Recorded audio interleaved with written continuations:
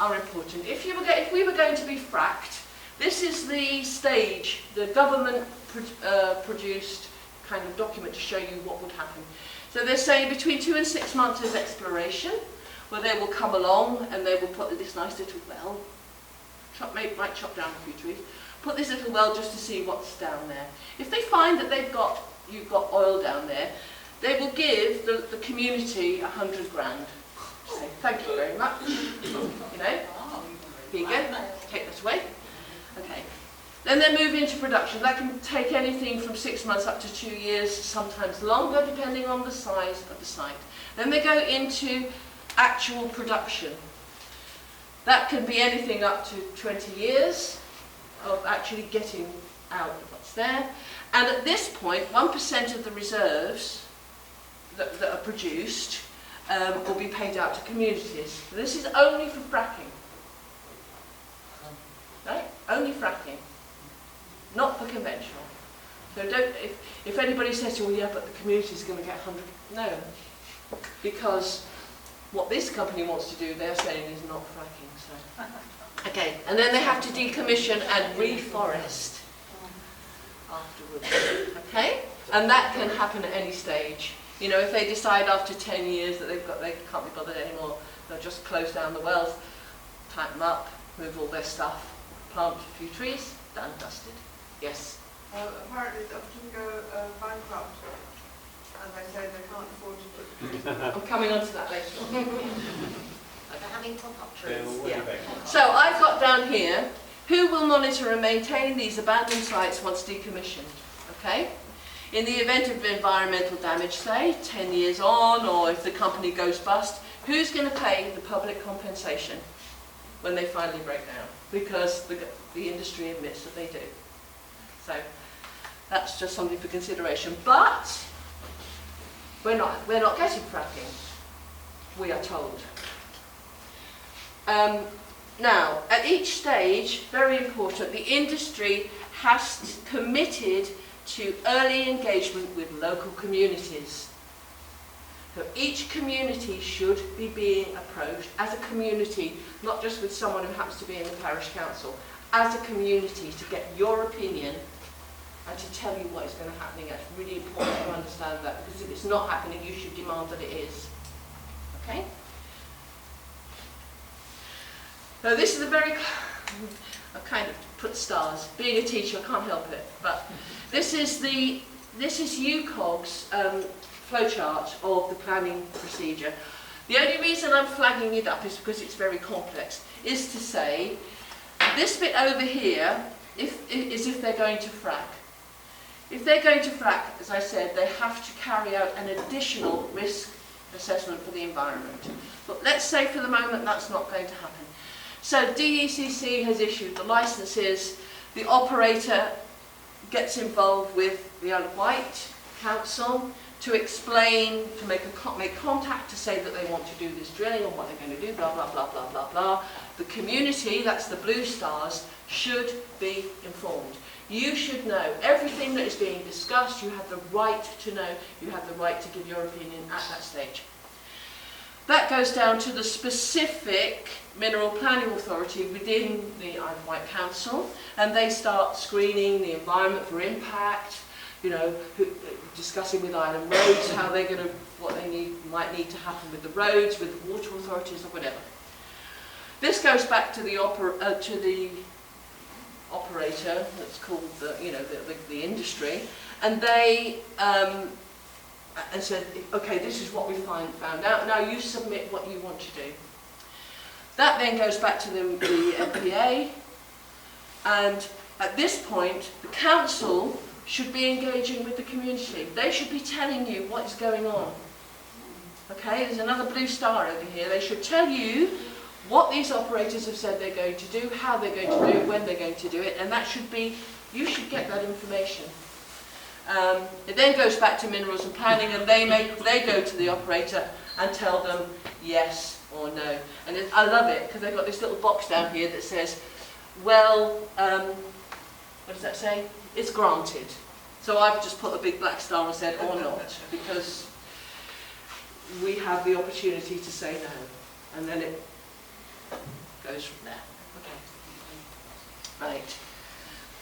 This is Stephen Sanderson again. This is Arreton. This is just about this area now.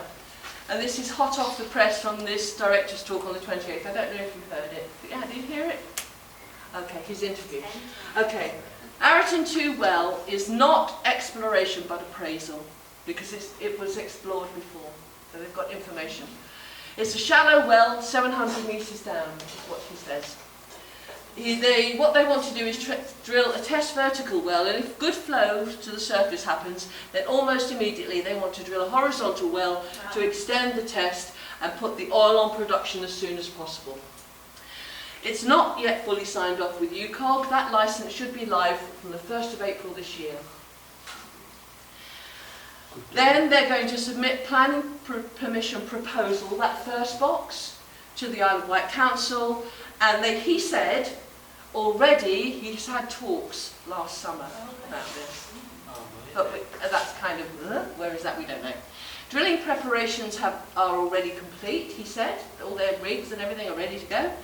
An environmental impact study will be undertaken. A request for planning permission will go to the Isle of Wight Council during 2017. And they have 16 weeks to approve or not. The Environmental Agency, the Health and Safety Executives and the Oil and Gas Authority will then receive the outcome by the end of 2017. They are planning then, because they think it's going to go ahead, that's fine, to drill at the end of 2017. And within 30 days or so, he says, he should be able to test drill, put in the vertical, and then have something, which is for you, John, something written in the planning permission application to allow them to drill a horizontal shaft.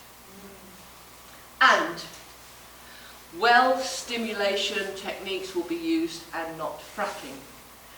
Now, the other day, I've got to say, we had the Mormons come round, very nice guy. No, Jehovah's Witnesses, sorry. Came round, we were having a chat, and he gave us a watchtower, and I had a little read, and it was about dishonesty, so I thought, well, I'll read this. And I've nicked this quote, this is from me, okay?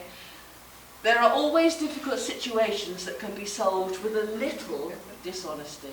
Okay, so that's from me. I'm not saying anybody's being dishonest. I solved that one with saying by telling them I'm a blood donor.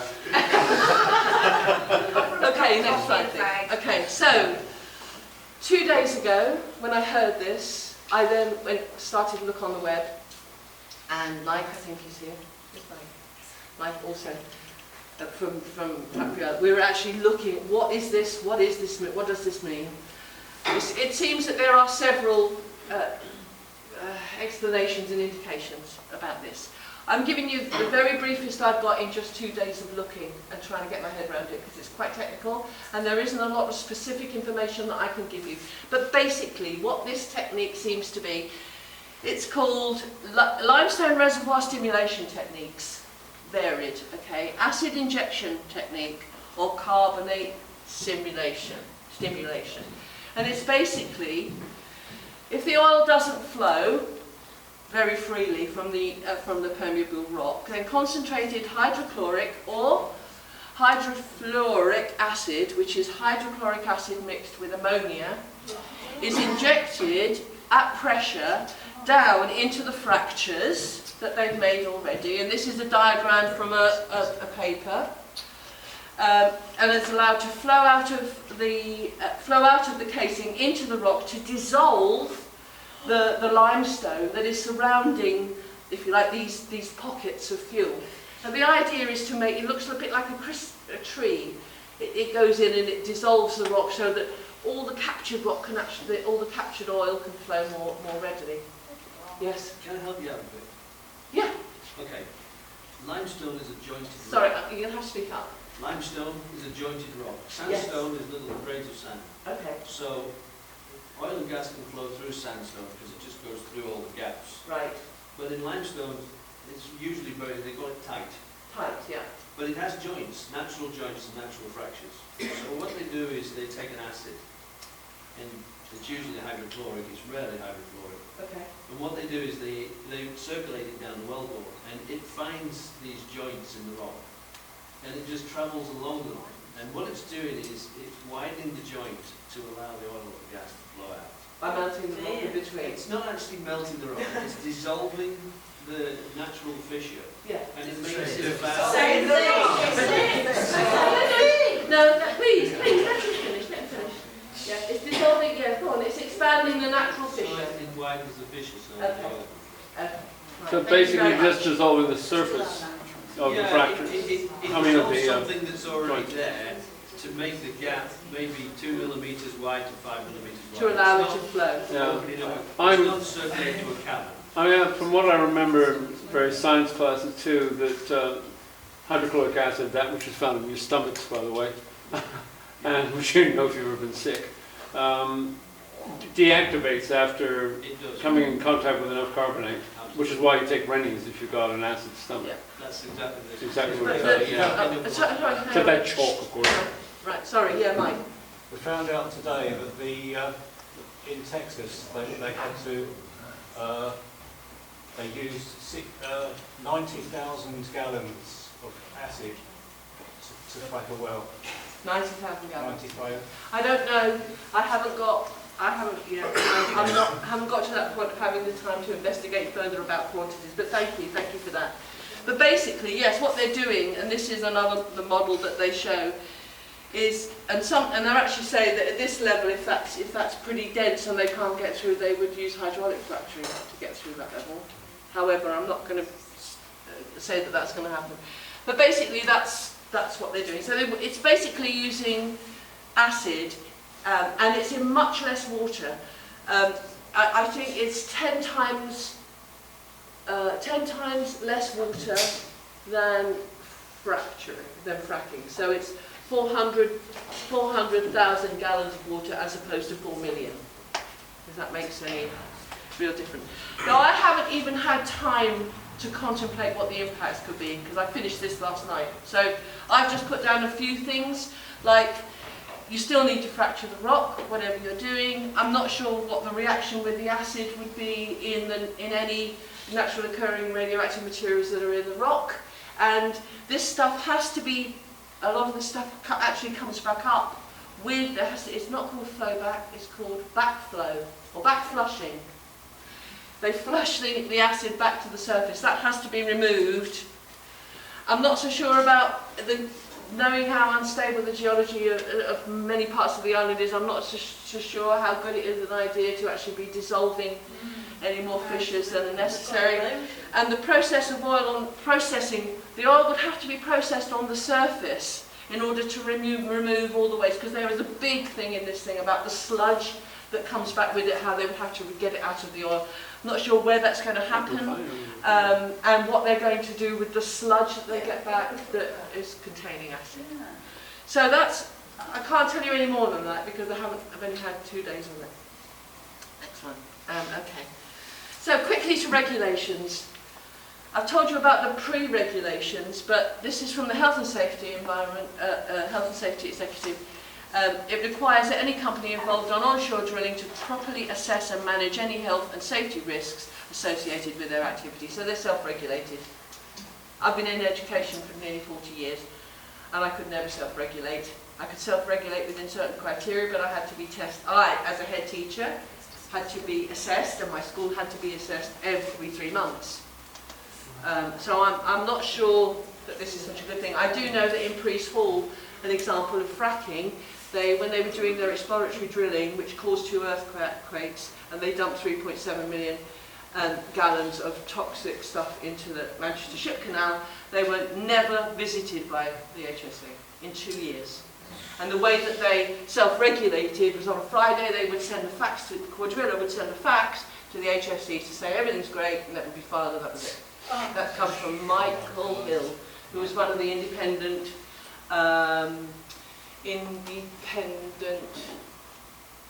not chemical, but engineers who was working on the project, who actually lives in the area.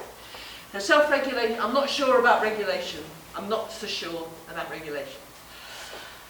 Okay. So, we're going quickly on to environmental impact now. Wells use water, okay, in the process of their production. Conventional, let's say 44,000 gallons of water for 1 shaft. Fracking, it can be anything from 4.3 million depending on how big the shaft is. Fresh water for each frack. Now I don't know, and fracked wells can be fracked many times. I don't know where we get the water from on the Isle of Wight, knowing that we only got 78% of fresh water. Okay, and they basically then all this fresh water that they use is then turned into toxic waste that cannot be treated. This is the issue. And then where can you put that? Sorry?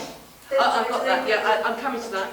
So my question is, where will it come from? And if it had to be shipped in, if it had to be, can our roads actually support all the vehicles that we require? I mean, HGV traffic is one huge issue. Okay, next one please. I'm speeding up now, I realise I'm late. Okay, flow back, any kind of flow back, whether it's this back flushing or whatever. Where will that go? Okay, it's supposed to be from fracking. It has to be safely disposed of because it's considered toxic waste. I don't know where it would go. In their recently published draft guidelines for the onshore oil and gas sector, including shale hydrocarbons, the Environment Agency said that their current position on wastewater management, that they should be managed in a way that reduces the risk posed to public health and the environment. And it includes reducing the amount of waste generated, encouraging the reuse of waste fluids, to reduce the need for fresh water and water treatment facilities. Great. And then it says the preferred method of disposal for produced water from conventional onshore oil and gas is through regulated re-injection into the subsurface. Oh, They're considering conventional waste as mining waste. Now I don't know whether it's going, I don't know what the composition is going to be. But, so, and the problem is that subsurface injection in the States, which has happened at a massive, massive degree, and don't forget, we're just a tiny island, you know, they're doing this over kilometres, but if you think about it in terms of ratio, it's probably going to be the same issue, causing subsurface earthquakes and all sorts of stuff happening through re-injection into cavities below the site. Now my question is, where will 43,994 gallons of toxic water emerge? yes. Kitchen taps. I know this is from the States actually. Just imagine that though on Compton Bay or something. Anyway, where will it, you know, ultimately emerge? If there are not just one well, we might be talking 4 or 5. I don't know. It's a genuine question. I don't know where it would emerge if it was injected subsurface, which means it probably has to be taken off the island, or piped off the island, or carried in tankers. Public health, you know. Anyway, next one, please. Next. Right.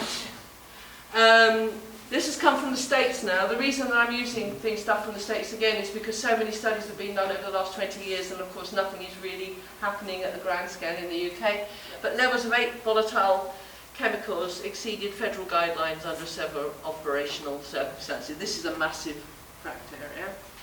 Our examination of peer-reviewed medical and public health literature uncovered no evidence that fracking can be practiced in a manner that does not threaten human health. That was October 2015 from the States. Okay. Sorry, I am rushing now. I'm gone on far too long. In either case, whether it's conventional or non-conventional, is the industrialisation of the island. Okay? Because it doesn't matter what it is, it's going to have an effect on the environment in terms of the industrialisation of green spaces. So, it affects, in either case, air, light, noise pollution at some level for some time. Water usage, surface spills, pollution. Roads, pipeline demands. Again, I have no idea how they're, from which farm. If you look at the map that they've got, they have pipelines stretching for miles to join up to wherever they're piping the oil. I don't know whether this oil would be piped, taken in tankers, I don't know. Increased HGV and tanker traffic in that case. Proximity to farms and villages. I know it's very close to the village, I know it's very close to farm. Proximity to sensitive areas. Not so much an issue directly according to their assessment, but you've got areas of natural beauty, you know, you have flora and fauna here that are going to be affected anyway because it's where they live, it's where they survive. Its effect on local species and ecosystems, property prices. Insurance exceptions,